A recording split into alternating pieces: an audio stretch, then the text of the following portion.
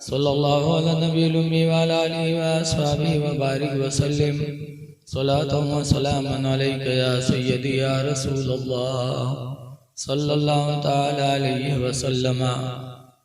हज़रात, लाला गांव के लोगों ने पड़ोसी का हक अदा नहीं किया।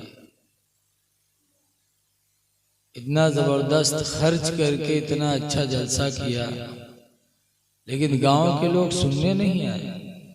इतना सब कुछ हम लोगों पे हो रहा है, बर्बाद हो रहे हैं, जलील हो रहे हैं, फिर भी एहसास नहीं है। कामयाब कौन है? आज हम और आप अगर कोई इलेक्शन में जीत गया तो हम समझते हैं फला कामयाब हो गया। किसी की दुकान चलने लगी तो हम समझते हैं कामयाब हो गया, लेकिन कुरान कहता है कामयाब कौन है?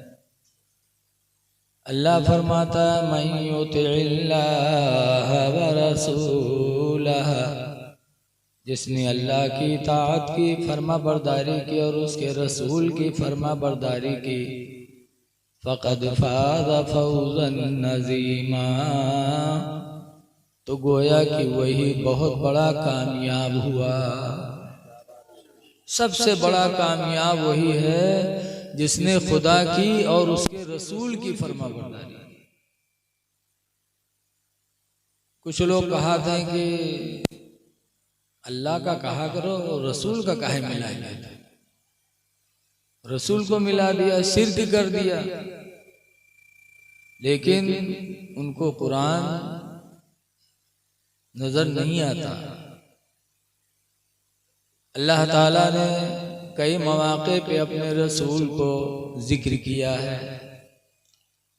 एक जगह अल्लाह फरमाता है यग़नाहुमुल्लाहु व रसूलुहु, अल्लाह ने मुसलमानों को, सहाबा को गनी कर दिया और उसके रसूल ने गनी कर दिया। ये कुरान की आयत है, कोई हदीस नहीं। हदीस पढ़ो तो का कहता हूँ ज़ईफ है। कुरान को क्या कहोगे? अग़नाहुमुल्लाहु व रसूलुहु मिन फ़ज़लिही, अल्लाह ने और उसके रसूल ने उनको गनी कर दिया, मालदार कर दिया।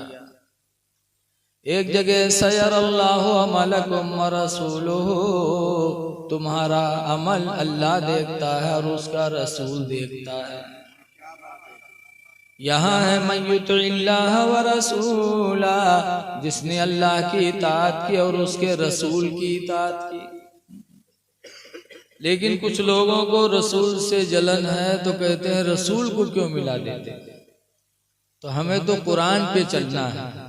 बोलो बोलो भाई, मैं कुछ और पढ़ रहा हूं। अल्लाह और अल्लाह के रसूल की जिसने फर्मा बरदारी की वो कामयाब हो गया, और जिन्होंने नहीं कामयाबी की, नहीं इताअत की, उनका हाल। आदम अलैहिस्सलाम के एक लड़का था औज बिन उनुक, क्या नाम था उसका? कई फुट के रहा है?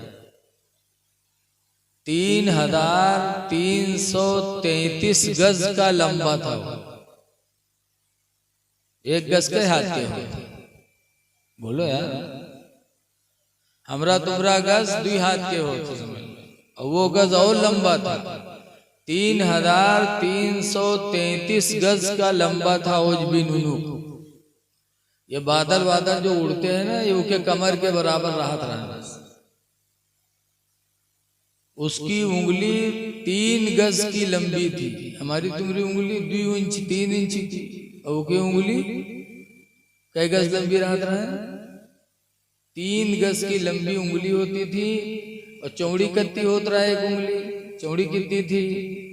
हमारी तुम्हारी उंगली 1 इंच चौड़ी, और उसकी उंगली एक उंगली 2 गज चौड़ी होती थी। पैर कैसे थे? लिखा है कि उसके खत्म होने के बाद उसके पैर की जो ये हड्डी थी ना, घुटना से और यहाँ कदम तक, ये हड्डी दरियाए नील के ऊपर उस हड्डी को पुल बनाया गया था।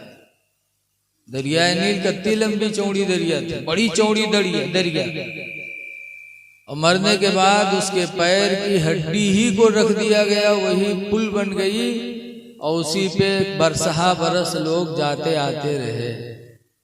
कितना बड़ा आदमी था, इतना लंबा तड़ंगा था, लेकिन जब उसने खुदा की नाफरमानी की तो अल्लाह ताला ने मूसा अलैहिस्सलाम से फरमाया, मूसा अब उससे जंग करो। जमाना आया मूसा अलैहिस्सलाम का, औलाद था, लड़का था आदम अलैहिस्सलाम का। जमाना आया मूसा अलैहिस्सलाम का, तो मूसा अलैहिस्सलाम के जमाने में उसने खुदा की नाफरमानी की, तो अल्लाह ताला ने मूसा अलैहिस्सलाम से कहा, जाके उसे जंग करो, उसे मारो। तो मूसा अलैहिस्सलाम अपने कौम को लेके गए उससे जंग करने के। ए लड़के कहाँ जाते यार, बैठ जा मेरे भाई, 2 मिनट बैठ जा। ओफो, कहाँ फारसी बोली थे जो नहीं समझ में आओगे तो बैठ जा मेरे बेटा, बैठ जा। बड़ी मोहब्बत से मौला साहब ने बुलाया है आप लोगों, कम से कम इनकी कद्र करो। तो अपने मानने वालों को लेकर के गए उससे जंग करने के लिए, और जब मैदान जंग में मूसा अलैहिस्सलाम के साथियों ने औज बिन नून को देखा तो डर गए। कुरान में है कि उनके मानने वालों ने कहा था, इज़हब अंता व रब्बुका, मूसा तुम जाओ, तुम्हारा खुदा जाए, फकातिला, तुम दोनों जाकर के उससे लड़ो, इन्ना हाहुना कायदून, बेशक हम लोग दूर बैठ करके उसको देखेंगे, हम नहीं जाएंगे उसके सामने। एक बनी इसराइली सामने नहीं गया, और को चला जी उसके सामने, बताओ। और मूसा अलैहिस्सलाम करते बड़े थे, 10 हाथ के लंबे थे, और उनके पास लाठी रहे 10 हाथ के, बंदूक लेके नहीं गिरा है। लेकिन जब कौम ने साथ छोड़ दिया, लेकिन मूसा अलैहिस्सलाम ने अपने रब के ऊपर भरोसा किया, और रब पर भरोसा करके आगे बढ़े, और कूद कर एक लाठी उसके मारी तो कहां पहुंची, उनकी लाठी के घुटना था, और उसके घुटना पे जो मूसा अलैहिस्सलाम ने कूद कर एक लाठी मारी, तो उसी लाठी से औज बिन उनुक गिरा और मर गया, हिला गया। पता चला इतना बड़ा जबरदस्त पहलवान, इतना बड़ा ताकतवर, लेकिन कामयाब नहीं हो पाया। क्यों? इसलिए कि उसने खुदा की नाफरमानी। और ऐसे ही दौलतमंद बहुत बड़ा एक था उनके जमाने में, जिसका नाम था कारून, बहुत बड़ा दौलतमंद। आज हमरे तुमरे घर में तिजोरी कोई के हुई, लालापुरम तो कोई के हुई, हमरे खन्नापुरम तो नहीं है कोई तिजोरी। और उसके यहाँ इतनी तिजोरियां थी, लिखा है कि तिजोरियों की कुंजियां ही इतनी थी कि कहीं, अच्छा हम और आप जब जाते हैं तो कुंजी साथ में लेके जाते कि नहीं जाते, ले जाते कि नहीं ले जाते, बोलो। कि तिजोरी की कुंजी पड़ोसी का दे के जाता, कोई दे के जाई पड़ोसी का कुंजी। इतनी कुंजियां थी उसके पास तिजोरियों की कि जब वो कहीं जाता था तो बताते हैं 40 ऊंट सिर्फ उसकी तिजोरी की कुंजियों के लादने के लिए होते थे। कितना खजाना रहा। लेकिन ऐसे दौलतमंद से हजरत मूसा अलैहिस्सलाम ने फरमाया, अहसिन कमा अहसन अल्लाहु इलैक, ऐ कारून तुम अल्लाह के बंदों पर ऐसे एहसान करो जैसे खुदा ने तुम पर एहसान फरमाया।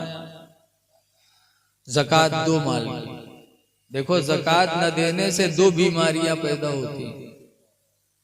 कौन कौन? नंबर 1 पर बुखल, बखीली।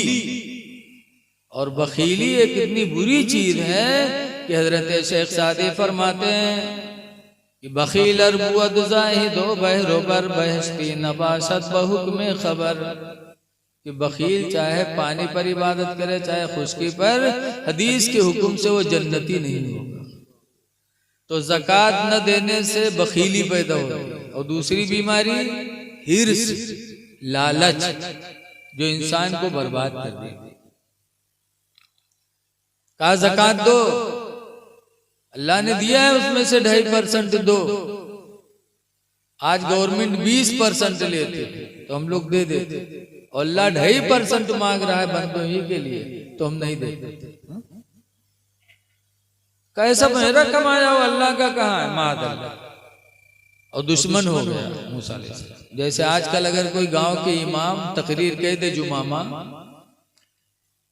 कि हर रमर रिबा, अल्लाह ताला ने सूद हराम फरमा दिया, लिहाजा सूद खाने वाले से बोलना चालना मना है। तो अगर कोनो सूद खौआ हुई गांव में तो वो इमाम साहब का हटावे के लिए वही दिन से तदबीर बनावे लगे। बोलो कोई सूरत से सूद खौआ इमाम साहब का भग वही जरूर। अगर कोनो जानी हुई अयास कोई के घर में घुस घुस बैठत हुई, अगर कोई इमाम साहब तकरीर कह दें कि किसी के घर में बैठना मना है, किसी की माँ बहन बेटी को गलत निगाह से देखना मना है, फला आदमी फला घर में जाता है उसको रोका जाए, बजान लो कि वो जान ले तैयार हो, इमाम साहब को मारना है। तो जब कोई हक बात कहता है तो हक कहने वाले के दुश्मन पैदा होते हैं। मूसा अलैहिस्सलाम का कारून दुश्मन हो गया, और जब मौलवी मौलाना का आदमी कैसे भगावत है, तोहमत लगाएगा। बहुत खुआ का कही कि यार इमाम रखा वाला ठीक नहीं, फलाने मेहरुआ कहीं घूर घूर देखत रहे बस। अब इमाम साहब के खटिया खड़ी, ऐसे वो भी तैयार हो गया।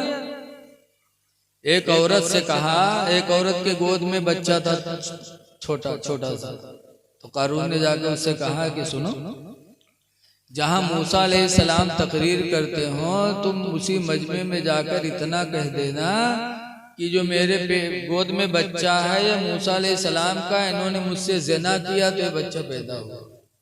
इतना तुम कह देना तो हम तुमको दौलत से माला माल कर देंगे। वो औरतिया तैयार हुई, ये नहीं सोचे इसकी मजमा में हम कहवे तो हमारी इज्जत करती हुई।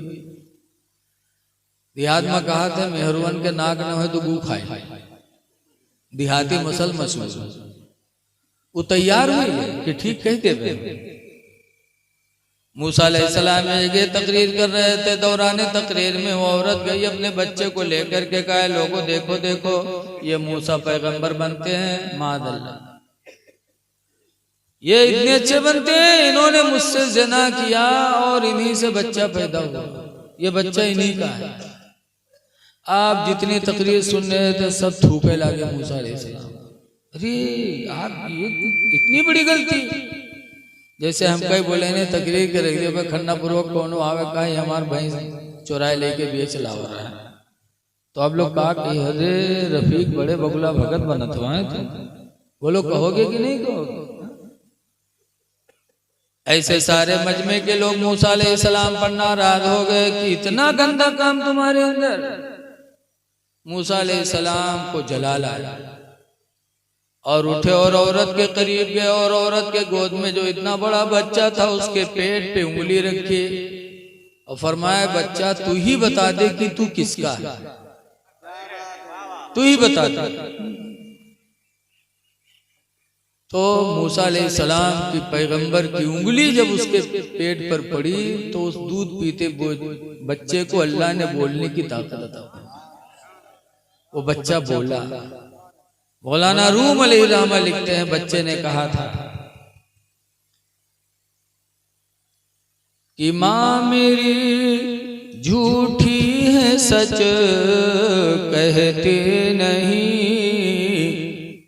हजरत मूसा है अल्लाह के नबी। है शरारत सारी ये कारून की, हजरत मूसा है सच्चे बिल यकीन। दूध पीते बच्चे ने ये गवाही दी। जब दूध पीते बच्चे ने गवाही दी तो मूसा अलैहिस्सलाम को जलाल आया और जमीन से फरमाया या अर्दो खुदी, ऐ जमीन तू कारून को पकड़ ले।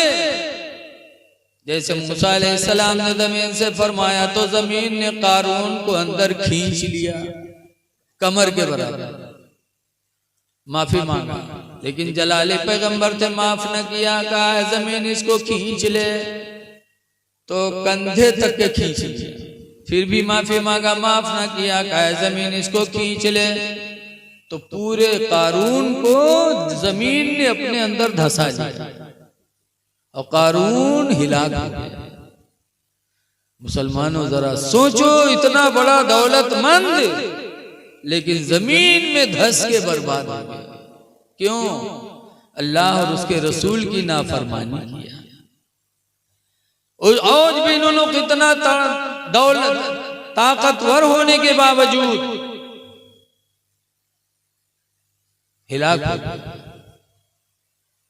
और नबी के चार यार को देखो, हजरत अबू बकर को देखो, नबी की इताअत की तो आज पूरी दुनिया में जुमा के दिन हजरत अबू बकर की अफजलियत का खुतबा पढ़ा जाता है।